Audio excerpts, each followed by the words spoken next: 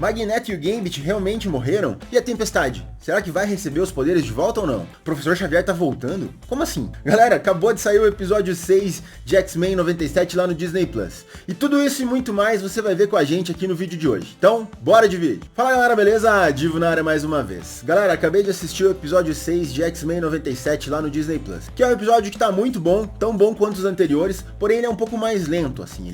Os acontecimentos acontecem ali de uma forma um pouco mais devagar, na minha opinião. Mas são eventos muito importantes aí pro desenrolar da história dessa temporada, né? O episódio acontece em dois grandes núcleos, né? E ele vai intercalando dentro dos seus 30 e poucos minutos os acontecimentos de um lado e do outro ali.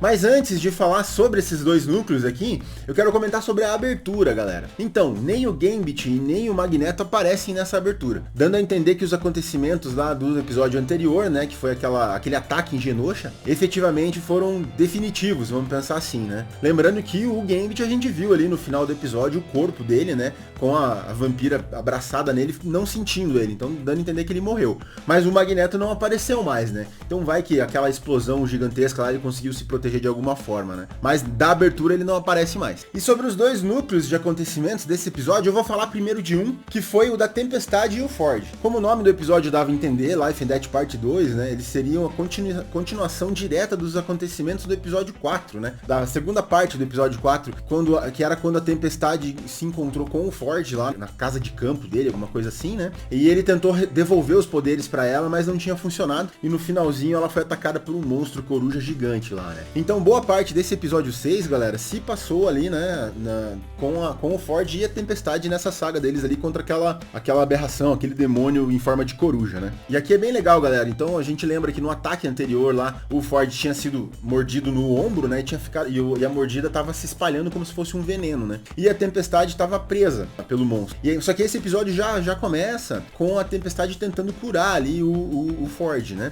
E a gente vê aqui um pouco do Ford em ação, mas não com seus poderes mutantes, e sim, ele usa um livro de magia lá e acaba fazendo alguns encantamentos para prender, ou para pelo menos temporariamente prender, expulsar ali aquele demônio da casa deles, né? Mas com a ajuda do Ford ali, meio que nas suas últimas forças, antes de quase apagar aí por conta do veneno, né? Ele consegue expulsar esse demônio, pelo menos temporariamente, e ele comenta com a Tempestade que a mãe dele falava que em algumas cavernas ali perto, né, mais profundas, onde não tinha luz, né, nascia uma planta, uma flor, que essa flor tinha poderes de cura mágicos, né? E muito provavelmente com essa planta eles conseguiriam aí curar esse ferimento do Ford, né? E aí acaba que eles conseguem encontrar essa caverna, né? Só que lá nessa caverna, para eles chegarem até o ponto onde tava essas plantas, né? O Ford acaba apagando ali quase por conta do veneno, né?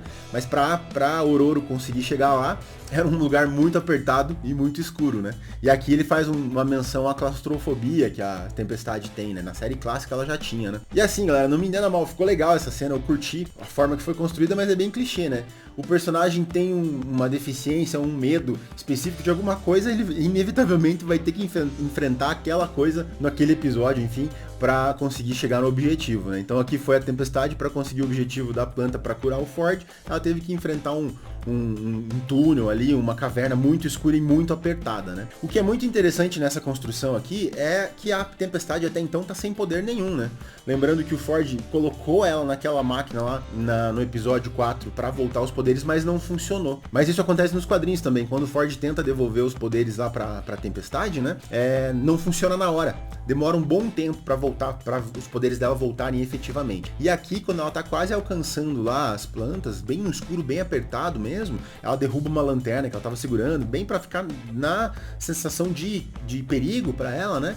O monstro tentando atacar ela, o monstro aparece de volta, tenta atacar ela ali, ela consegue, numa explosão ali de desespero misturado com raiva, volta os seus poderes. E essa cena de voltar os poderes dela ficou linda, galera, foi muito bacana mesmo. Dá pra ver o quão badass e quão fortes são os poderes da Tempestade. Ela volta a ter o uniforme preto dela, ficou muito bacana essa sequência, o cabelo dela cresce de novo, fica aquele cabelo totalmente preenchido assim, ficou muito bonita essa cena. E volta pra cabana lá, volta pra casa do Ford, com o Ford faz o remédio pra ele lá e ele começa a se curar ali, começa a fechar a cicatriz da mordida do demônio coruja. Foi muito bacana, foi um trecho ali relativamente que a gente até esperava acontecer, né?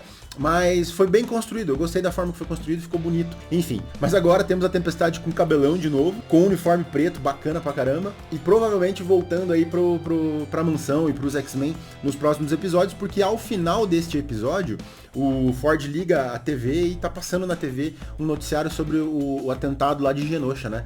E daí ela fica bem abalada com isso e com certeza ela vai procurar saber como é que estão os amigos dela. Galera, como eu comentei, então, esse episódio ele foi picotado em 2 núcleos, né? E foi intercalando os acontecimentos dos 2 núcleos durante o episódio, né? Eu comentei todos os acontecimentos do núcleo da Tempestade e do Ford ali, do retorno dos poderes da Tempestade, de uma vez só aqui, mas isso no episódio ele não acontece linearmente, né? Ele vai intercalando com outro núcleo. E esse outro núcleo, galera, foi um núcleo que me pegou muito de surpresa, eu não esperava que eles iam fazer isso já na série animada, eu achei que eles iam deixar mais pra frente, talvez, ou até pra uma segunda temporada, que é o núcleo do Professor Xavier. Então, como vocês sabem, né, vocês que estão acompanhando o X-Men aí, o Professor Xavier, lá na série clássica, no último episódio da série clássica, ele tá bem machucado, bem com o corpo debilitado, e tá prestes a morrer. Só que pra ele não morrer, a Lilandra, que é a Imperatriz Shi'ar, né, do Império Shi'ar, ela tinha uma conexão psíquica muito forte com ele, ela gostava dele, ela achava que ele era a alma gêmea dela e tal. Ela vem pra Terra e fala que vai levar ele pro Império Shi'ar, lá que lá eles conseguem salvar ele,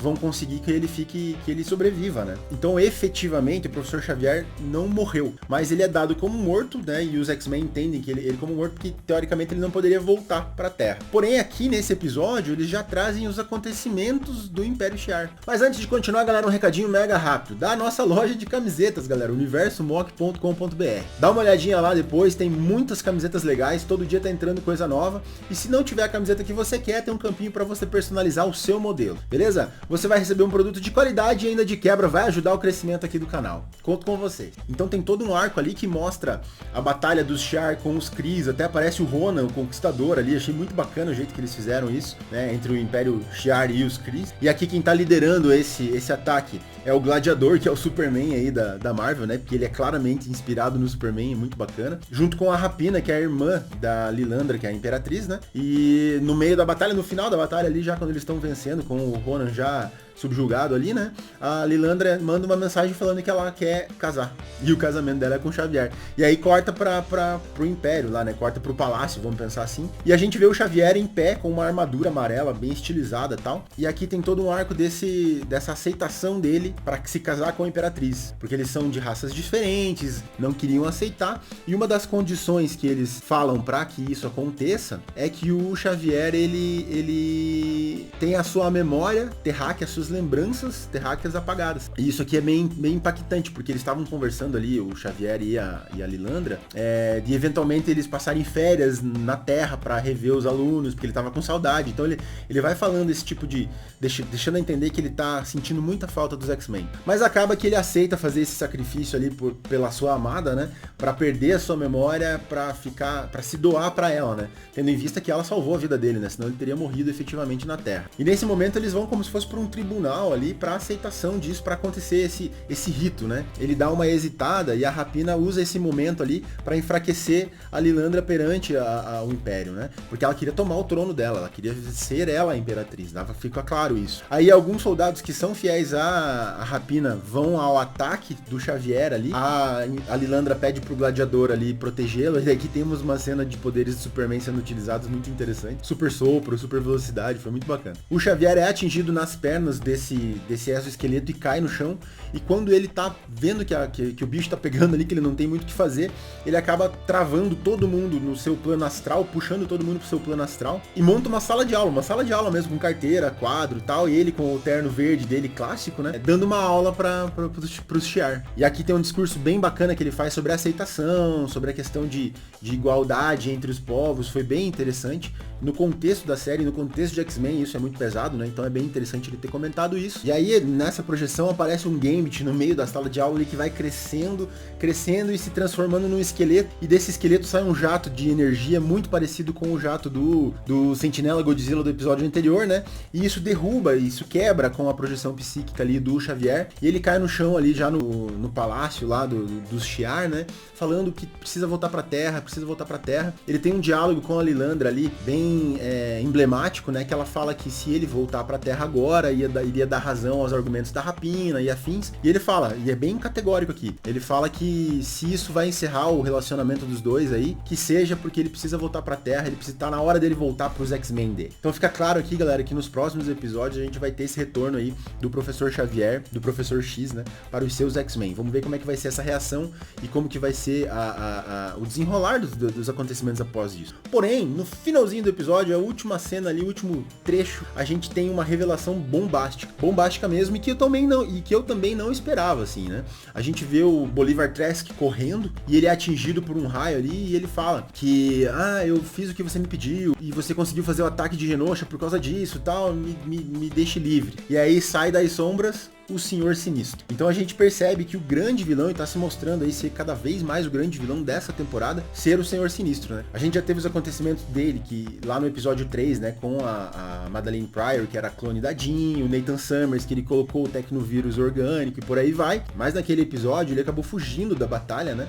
Sem ser derrotado, ele acabou fugindo da batalha com o Scott e com a Madeleine Pryor ali, e não tinha aparecido mais. Mas aqui a gente percebe que ele estava por trás de todos esses acontecimentos de Genosha, de todo esse ataque em Genosha. Quais outros ataques ele vai estar tentando fazer nos próximos episódios, né? Então, são coisas bem interessantes para se desenrolar. Galera, como eu comentei, então o episódio foi bem mais devagar ali, mas com acontecimentos muito importantes e algumas cenas muito badass ali, né? Esse retorno da Tempestade, o Professor Xavier e afins. E agora a gente tem mais 4 episódios para terminar essa primeira temporada. A minha teoria pro episódio da semana que vem, que é o Bright Eyes, Olhos Brilhantes, né? Era que seria focado no Cable, talvez o Cable tentando voltar no tempo, em looping ali, o dia da marmota do Cable, pra tentar salvar a Genosha. Mas com os acontecimentos desse episódio aqui, e alguns comentários que a gente percebeu até dos diretores e roteiristas da série, que os acontecimentos de Genosha ali foram definitivos, eu já tenho um pouco de dúvida se efetivamente o Cable vai conseguir voltar no tempo, repetidas vezes ali, até conseguir salvar a Genosha, salvar o Magneto, salvar o Gambit e a mãe dele, né, Madeleine Pryor, que seria o principal objetivo dele ali,